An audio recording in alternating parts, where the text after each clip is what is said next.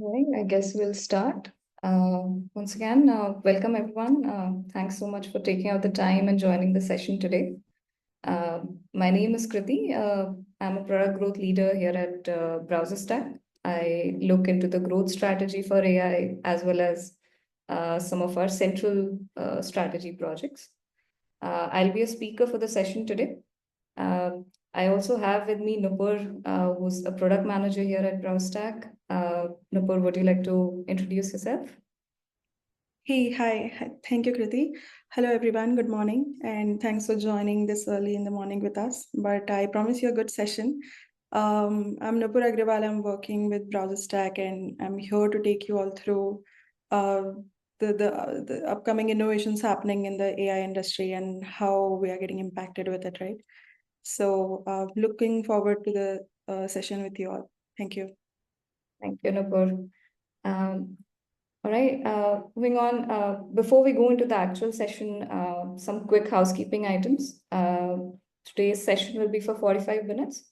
We'll keep 15 minutes for a Q&A towards the end of the session. During the session, if you have any questions, feel free to put them on our Q&A in the Zoom. We'll try our best to answer them during the session, or we'll pick them up towards the end of the session. The session is also being recorded, and the recording will be shared with all the attendees towards the end. All right, with that, we'll jump into the main section today. What will we be discussing today, right?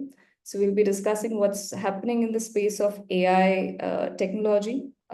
What are some of the newer and the exciting developments relevant to us? We'll also discuss how these developments are going to impact our tester community. Some of these things are already a reality today. We'll bring you up to speed with what you can already do with the state of technology today. And where do we think this technology is going in the future, and what is the future of testing with all of these AI advancements coming into the picture, right? We'll also discuss some of the best practices that you should keep in mind while selecting AI tools. There's a lot of concern, a lot of talk around privacy and security when it comes to AI. We will discuss about that towards the end as well. So with that, I'll hand it over to Nupur to give us some of these exciting insights. Over to you, Nupur. Yeah. Thank you, Kriti. I'll share my screen.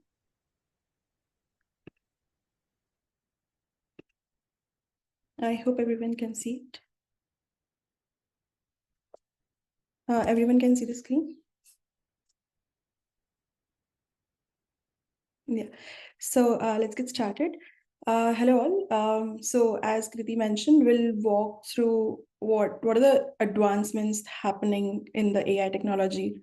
How did we get to where we are today, right? We are seeing a new evolution happening in front of us, and how that impacts testing industry, and how, say, our day-to-day testing life is going to change. What are the new tools and technologies that have come into the market that we can readily adopt, and what are the challenges that come up with it, right? So let's get started. So let's first have a quick story on see how did we get where we are. We all know artificial intelligence is a field of computer science in which we study and create intelligent agents which can think, reason, act autonomously. They are able to perform tasks which require human intelligence normally, right? And machine learning is a subfield of it, in which you can train models, and those models then can predict data or classify data. Basically, they learn the relationship between the features of the data and then can label them. There are supervised and unsupervised models. Supervised models work on the label data, like they can classify whether an email is spam or not. Unsupervised models can discover natural groupings of the data. For example, given customer behavior, we can figure out who are the high spenders amongst these customers, who are the frequent purchasers, right? And these groupings, these cohorts are generally useful to us. However, all of this can happen on a label data. So that's where, say, machine learning models like supervised and unsupervised would come handy. But what would happen, say, when we have unstructured data, right?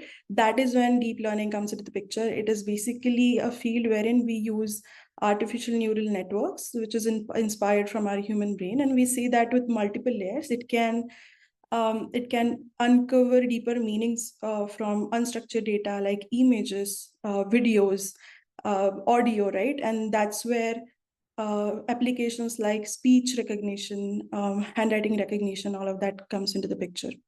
However, all these models and all these tech that I have talked till now, they are called discriminative models. What I mean by that is they can either, given data, they can tell how to classify data, or what is the prediction on that data. They can't generate any content.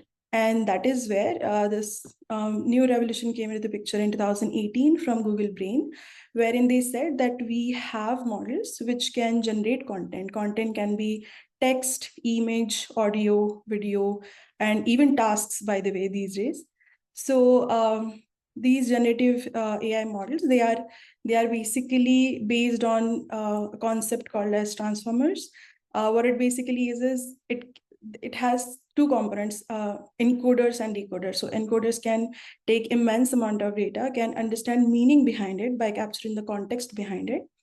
And decoders can take this process data and can generate content by predicting the next best word that can that is more suitable to answer the question that is asked, right? So this is called as attention mechanism.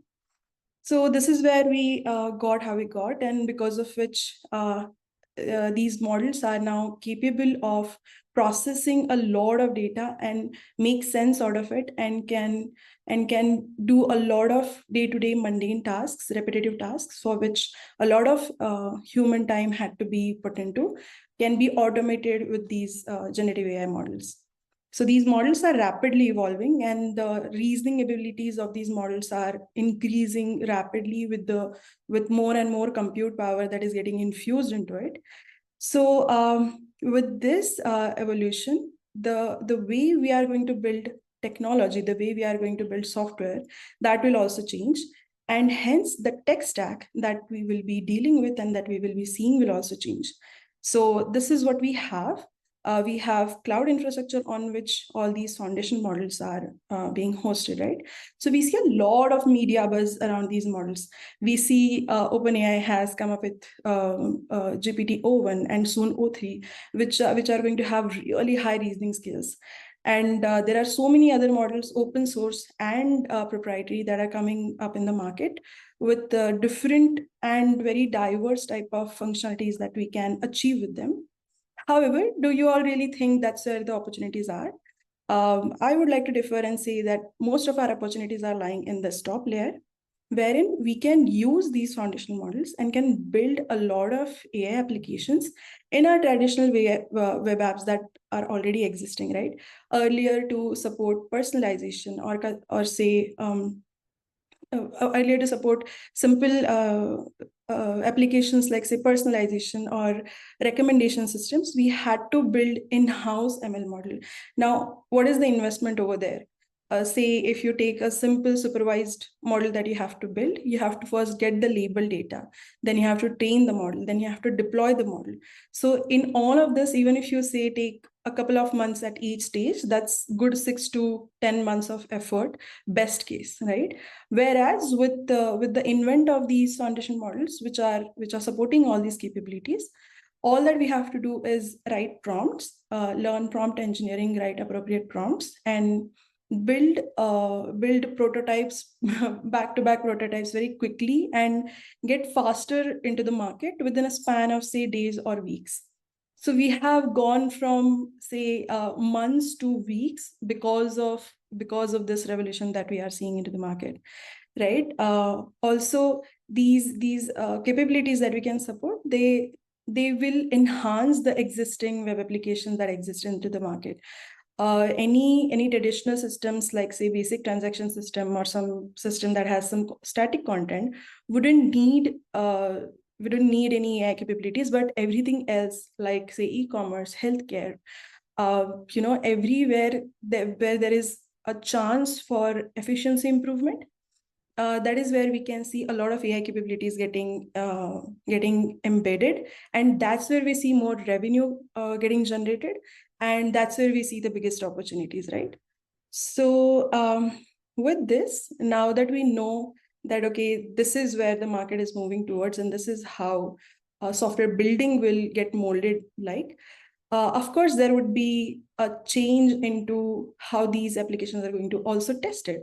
That's where we say that there is a whole new era that we'll be witnessing with AI in testing. So I would like to walk all of you through what we think is the new phase of AI in testing would look like, right? So earlier, the testing was manual, and it was bottleneck for faster time to the market and faster delivery to the market and agile development, right? Soon, a lot of automation frameworks came into the market, and we said a lot of those frameworks helped us with productivity, lowering the cycle time, and helped us with increasing test coverage. With AI assisted testing, we are going to see an exponential increase into, and all these metrics that you can see on screen will be exponentially positively impacted. What I mean by that is, say, take a airline, for example. They deal with real-time pricing algorithms and dynamic user interactions with the website and how the pricing changes, etc. Now, how do you test such things? So with the invent of generative AI, we can generate millions of user behavior scenarios, and we can test such complicated and complex pricing algorithms at scale with a lot of reliability, right? So such complex issues for which testing itself was a whole another project would get easily solved going forward. So this is how we see AI disrupting our testing workflows. And we are right now here where we are seeing AI assisted testing. Soon we would also witness testing getting autonomous, right? And I'll talk about it soon. But before that, while we are witnessing this evolution, what are the existing testing paradigms that will get impacted with this transformation, right? So we know that with these AI advancements, we can generate code and content. So if we can generate code and content, we can definitely generate test cases with it also. We can generate manual test cases. We can generate automation test cases also. Right? We can refine our code and content. So we can definitely figure out where is the coverage drop in our test suite, in our test case repository, and can add those missing test cases. Or if, say, underlying web application is changing and there are already some test automation scripts in place, we can self-heal those test cases instead of having to maintain them and having to spend separate cycle on it, right? These AI advancements also can help us with making recommendation. How can we leverage that in testing? Instead of, for every code change, instead of running the whole test suite, we can select, okay, for this particular code change, what are the test cases that can get impacted, or vice versa. What are the test cases which, if I test, would make sure that the code change that is going in will also get verified. So such sort of recommendations will become really handy going forward. Issue diagnostic: if something fails, say there is a video streaming service, and if something is failing, and some microservices architecture, generally diagnosing the issue, doing the RCA is the phase where we take maximum of the time, and all of this can happen very seamlessly, because all the logs is basically huge amount of data that GenAI can really process and figure out, okay, what are the root causes and what service caused it and what could be the possible fixes for it, right? And also it can also help us answer specific questions. For example, if we are doing visual testing, so we do visual testing on different platforms, say web, mobile, app, and on different types of browsers. So exactly what is going wrong where, right? Are the alignment issues or the layout issues or the pixel def issues or say text overlap issues? There are ranges of issues that can happen because of different rendering that happens on different platforms. So instead of having to sit through all of them and manually going through them, Jenny, I can just spit out what are the viable differences that we should go through and check if everything is all right or not. Right. So these are some existing testing paradigms that we already can see getting impacted in a very positive manner.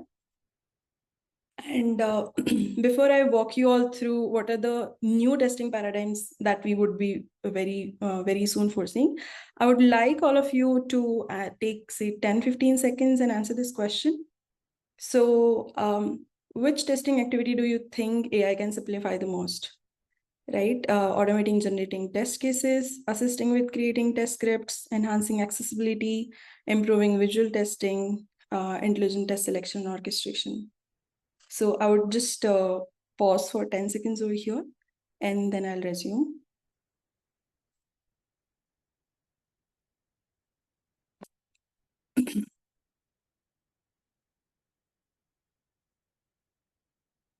Okay, let's resume. So here are a few emerging paradigms that I see that are happening with the advent of Gen AI, right? So these existing testing types, for example, for API testing, having to generate large data set for different types of headers, parameters, and body content to test a API endpoint at scale. There was a lot of manual effort involved into it, right? Similarly, for localization, generating test data into culturally appropriate different languages, plus having to create test cases for covering different scenarios for differently abled people. At the same time, creating test cases which cover all the WCAG guidelines, accessibility guidelines. That was also manual effort. We had to sit and really think through different creative scenarios through which exploratory testing can discover different vulnerabilities and bugs. Also, in performance and load testing, we have to first, today we have to first create user behavior scripts and then load those scripts with large data sets, right? So all of this was a manual effort. Also, uncovering security vulnerabilities is also manual effort. So all of this can be automatically, can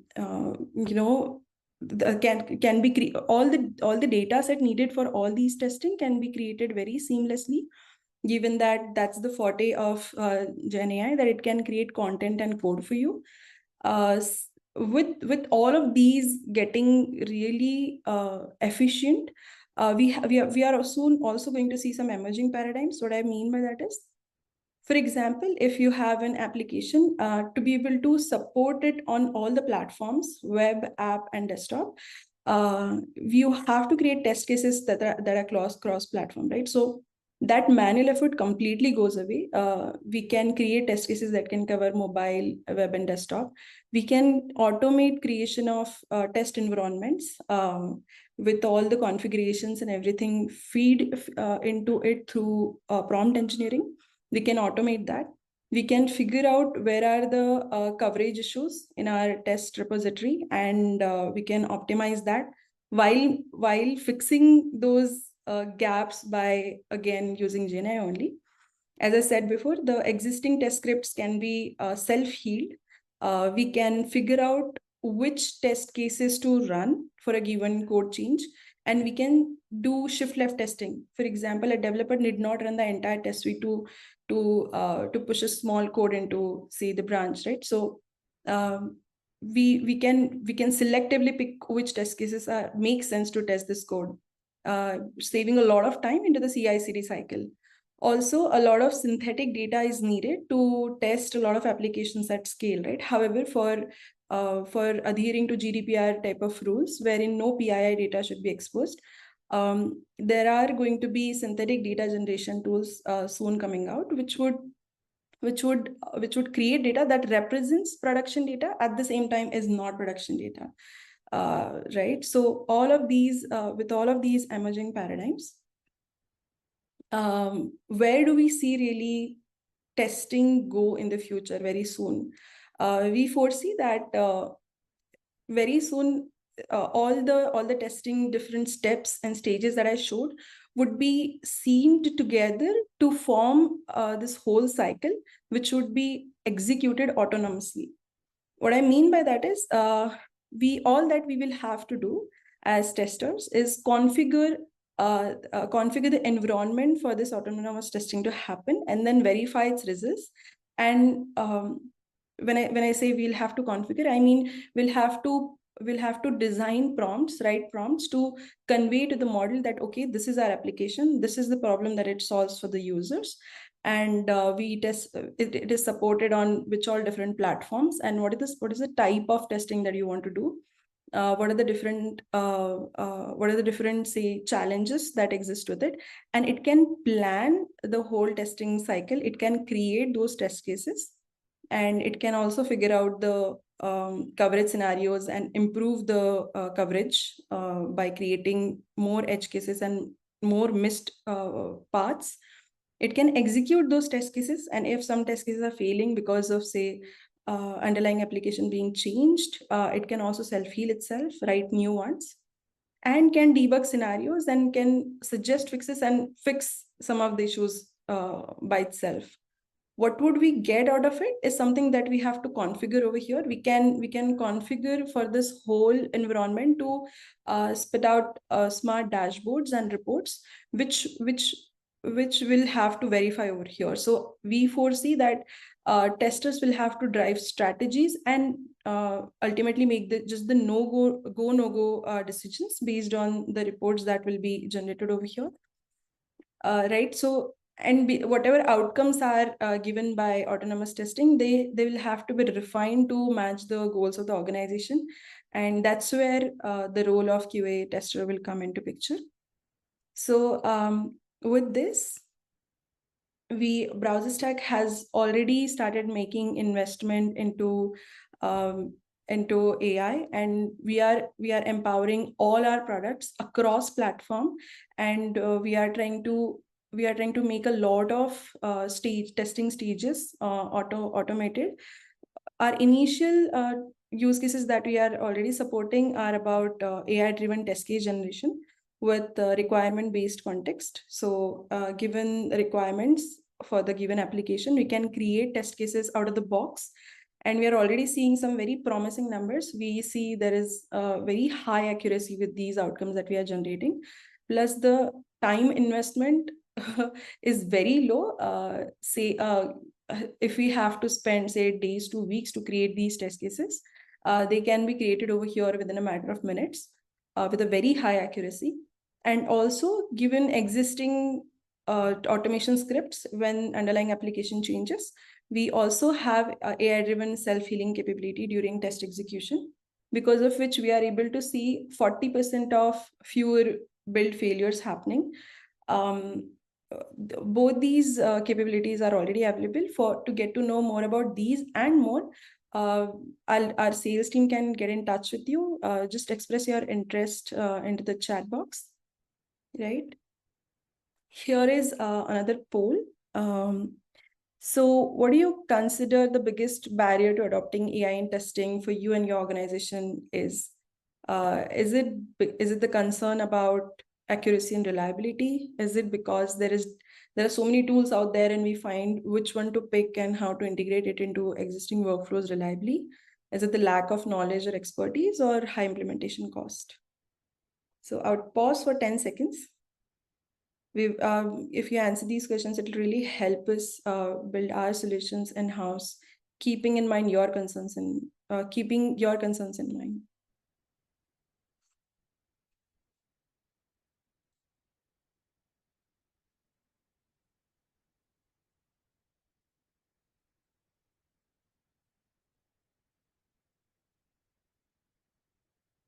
I'll move on. So with everything said, of course, I mean, we have to choose and select tools for ourselves, for every organization, for the respective organizations that we are working for. We have to choose which tools to select and how are they going to help us with solving a lot of mundane repetitive tasks in testing life cycle, right? And what are some best practices from privacy perspective, because that's the first and foremost concern, right? BrowserStack already adheres to all these levers that you can see on the screen. We already have been doing these things regardless, but now with our AI infrastructure, we are reinforcing these things even strongly. We make sure that there is no data crossover happening between different customer tenants. What I mean by that is data of one customer will never be used to improvise or to make responses for the other customer better, and vice versa.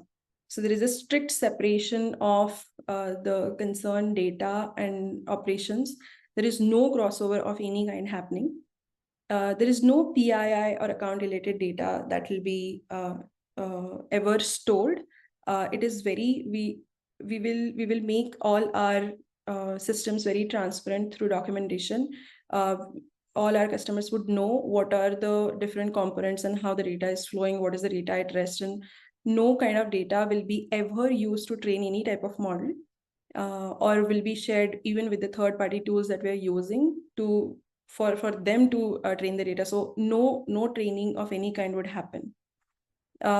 Customers will get full control on what data to share and which AI features to use and to what extent to use.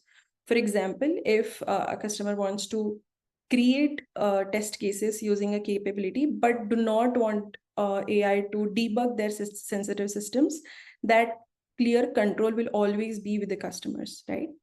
And there would be an ability to opt out of the AI features anytime. And from that moment onwards, the data shared before and after, all of it would be again back into the control of customer.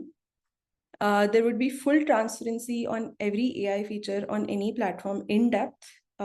We would have all the collateral and everything exposed to tell how things are happening in the back. Also, what models are used and how is the data flowing between different components. All of that will be transparently shared to ensure there is all the decisions, to make sure all the decisions and all the predictions made by our AI system are governed well, right? With this, we are at the end of the presentation. There are a lot of things happening into the industry, and all of us have to catch up, and there are a few skills that we have to get accustomed to. For example, prompt engineering, right? How to do that? What are the different tools that are coming up into the market? What are the use cases they are solving for it? How do you measure accuracy of those tools? Just using some AI capability is not enough. You also need to check whether that has real usability into your day-to-day testing workflows, right? We also have to make sure whatever capabilities we are using, they don't have any biases in their outcomes. There are no ethical guidelines getting violated. There is no toxic content getting generated, and we need to make sure of these new we need to make sure of all these things while dealing with this new tech, right? So this is an exciting phase that we are going through, and BrowserStack is with you. And contact us for knowing further about how we are going to help testing industry through the new capabilities that we will be coming up with, right? So with this, I'll hand it over to Kriti. Thank you for those insights, Nupur. All right, we'll open the floor to questions. Feel free to type your questions in the Q&A box, and we'll take them up.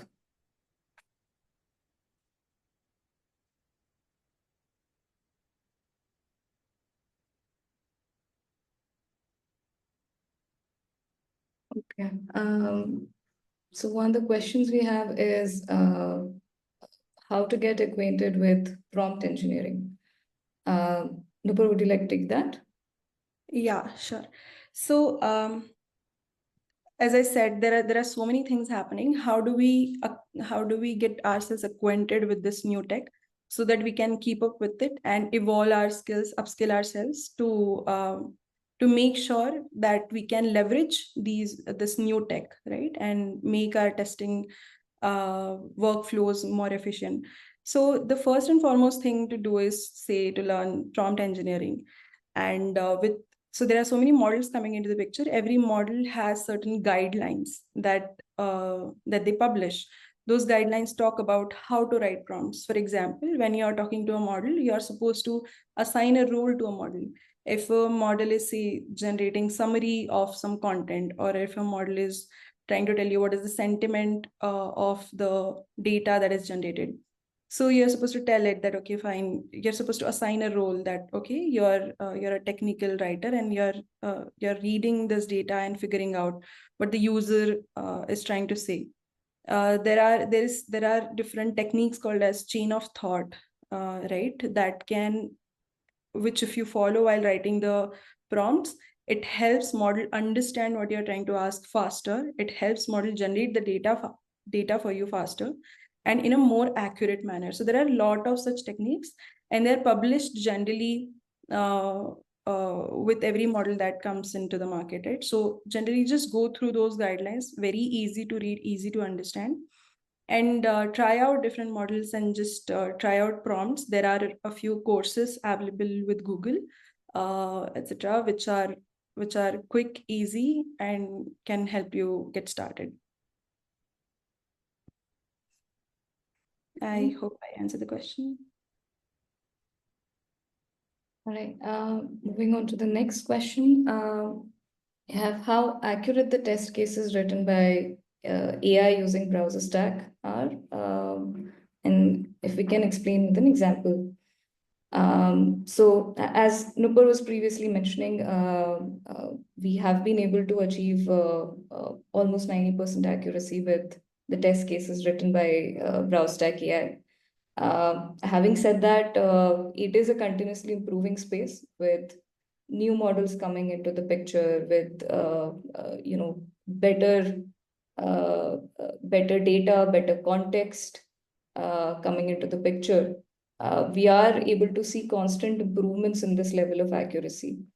We are not going into a demo today in the interest of time in this webinar.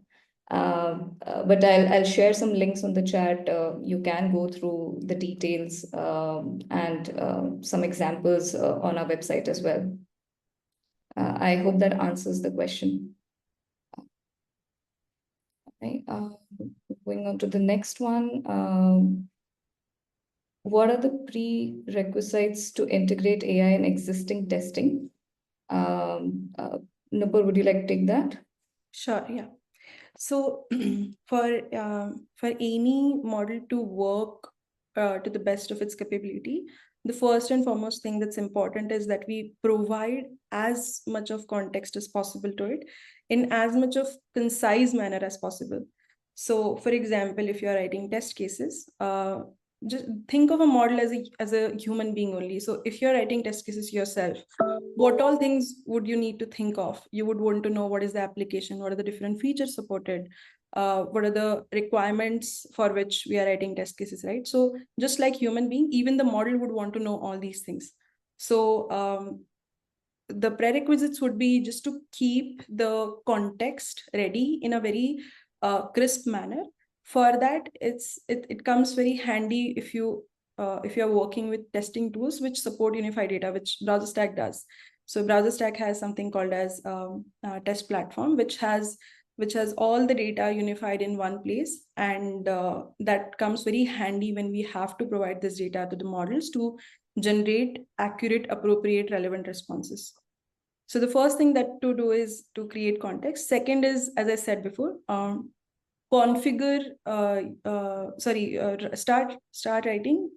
start doing prompt designing. Basically create prompts for your model that you're using in a way that it knows exactly what needs to be done in the most efficient manner, right? Apart from that, then there are a few more things, like you have to measure the accuracy of the outcomes that the model is generating, that the AI capabilities are generating. So there are different benchmarks that are available in the market. right? For example, if you are doing language translation, there is something called as bilingual human understudy benchmark. So there are such different benchmarks which are integrated. So that we have to use that. Yeah. Thanks, Nupur. All right.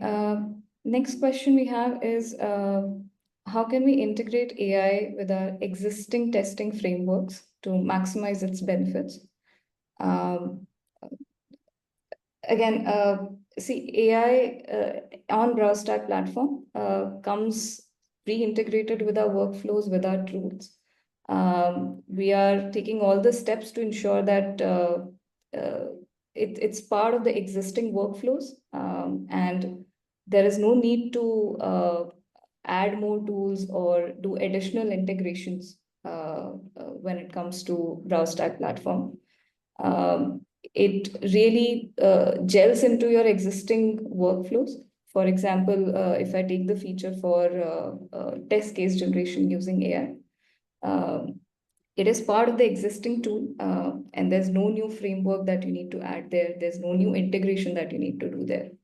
And that is our philosophy for rest of the AI features and applications that we're building as well. I hope that answers your question. And Nupur, if you'd like to add anything to that, since you're closer to those developments. No, I think what you said was on point, Kriti. We have this another question from one of our attendees. It's to what is agentic AI? So with the models that already exist into the market, there is only so much of accuracy that we can achieve, right?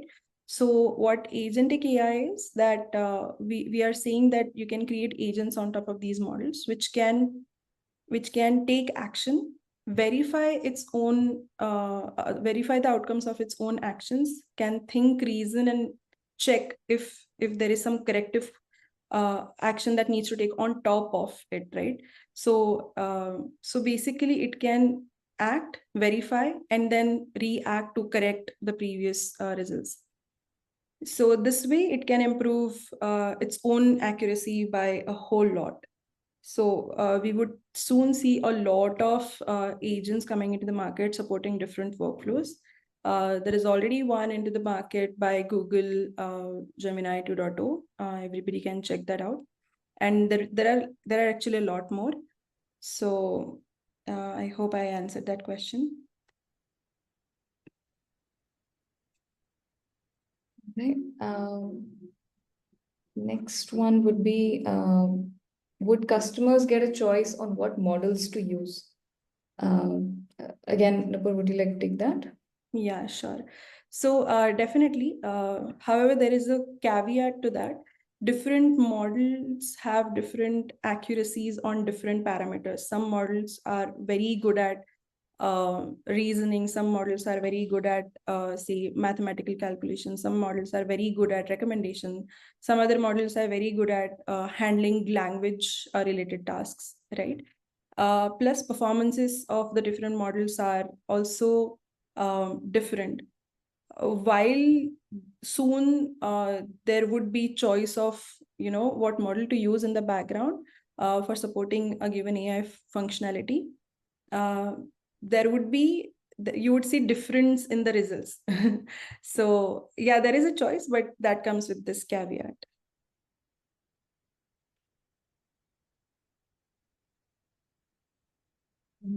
Um, There is another question. So this test generation AI capability that BrowserStack has, which all tools is it integrated with?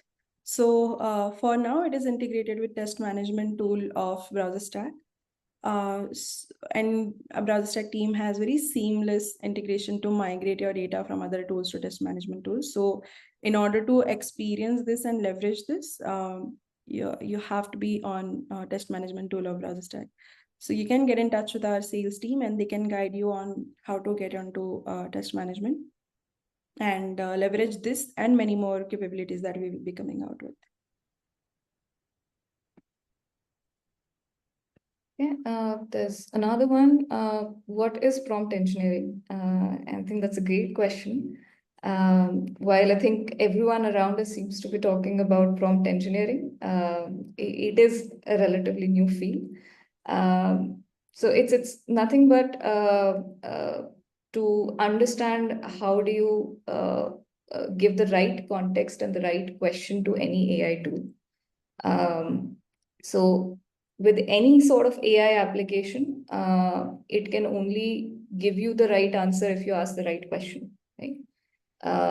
So prompt is engineering essentially is the art of doing that in the most efficient manner and the most effective manner. So it's essentially how well can you how rich of a context can you provide to the AI, and how well can you specify the expected output uh, of your prompt.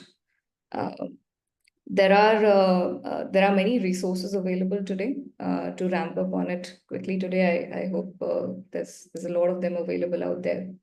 Uh, yeah. There is one more question. So, can we use BrowserStack AI into Selenium for automation? As I spoke in the presentation, so we have this AI-powered self-healing capability that can heal Selenium scripts written by customers if the underlying web application is going through changes. So instead of having to fix test cases and maintain them, those test cases can get self-healed. So we already have support for that, and we have support for more frameworks. And we will be supporting that across web app, mobile app, all of it. So yes, that capability does exist. Thank you so much for all your questions. I think due to time constraints, we'll have to pause the Q&A. But if a question hasn't been answered, we will reach out to you with an answer offline. Thank you once again. And finally, thank you all for giving us your time today and all the engaging questions that you asked. I hope you found the session useful. Um, I'll also extend a thank you to Nupur for being the gracious speaker today and sharing all her insights. We will send out a recording of this session to everyone. Thanks again for joining and have a great day.